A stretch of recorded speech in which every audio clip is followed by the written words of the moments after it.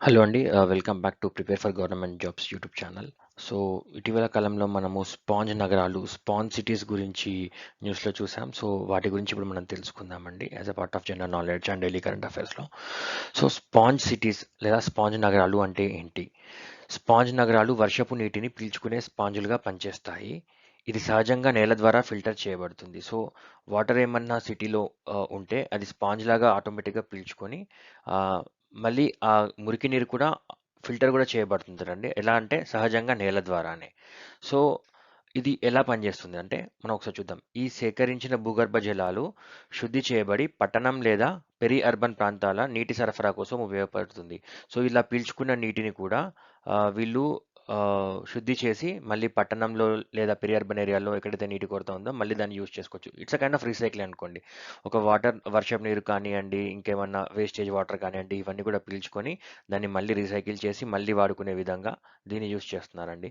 అసలు ఒకవేళ స్పాంజ్ నగరాలు పనిచేయాలంటే అసలు ఎలాంటివి సౌకర్యాలు ఫస్ట్ క్రియేట్ చేయాలి అంటే, స్పాంజ్ నగరాల స్థాపనకు ఒకదానితో ఒకటి అనుసంధించబడిన బహిరంగ పచ్చని ప్రదేశాలు, వర్షపు నీటిని పీల్చుకునే పచ్చని పైకప్పులు మరియు పారగమ్య రహదారులు మరియు పేవ్‌మెంట్లు అవసరం. సో, ఏంటంటే అండి ఇప్పుడు ప్రతి పైకప్పు మీద కూడా వర్షం గ్రీన్ కలర్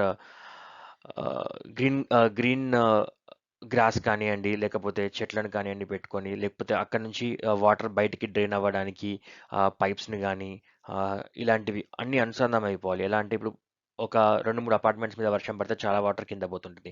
ఆ పడిపోయిన వాటర్ అంతా కూడా ఆహ్, ఒక ఒక చోటికి అనుసంధానింపబడము అలా ఉండాలండి. అలాగే ఆహ్, పేవ్‌మెంట్లు, రహదారులు ఇవి కూడా పోరస్ ఉండాలండి. లైక్ పారగామ్యం అంటే పోరస్ అంటే వర్షపు నీటిని ఇంకిపోయేటట్టుగా.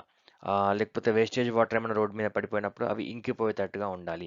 సో, ఇలా ఇంకిపోయిన వాటర్ అన్నీ కూడా ఇలా మీరిక్కడ ఇమేజ్‌లో చూస్తే మీకు తెలుస్తుంది. ఇక్కడ గ్రీన్ కలర్ ట్రీస్ ఉన్నాయి. అండ్ అవన్నీ కూడా ఈ వాటర్‌లోకి కలిసిపోవడం. ఇలా రహదారిలో నుంచి ఉన్న వాటర్‌ని కూడా వీటిలో కలిసిపోవడము.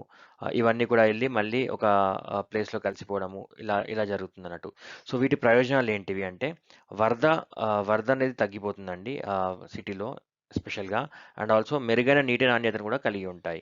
సో, ఏంటంటే నీటి కొరతను మనం తగ్గించుకోవడానికి, అలాగే వర్షాలు బాగా పడినప్పుడు వరదలు తగ్గించుకోవడానికి అండ్ డ్రైనేజ్ ఈజీగా ఉంటుంది. అండ్ ఆల్సో రీసైక్లింగ్ ఈజీగా ఉంటుంది. అందుకని స్పాంజ్ నగరాలు చాలా ఇంపార్టెంట్ అండి.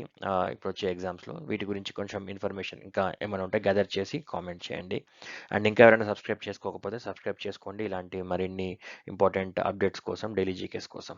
థాంక్ యూ అండి.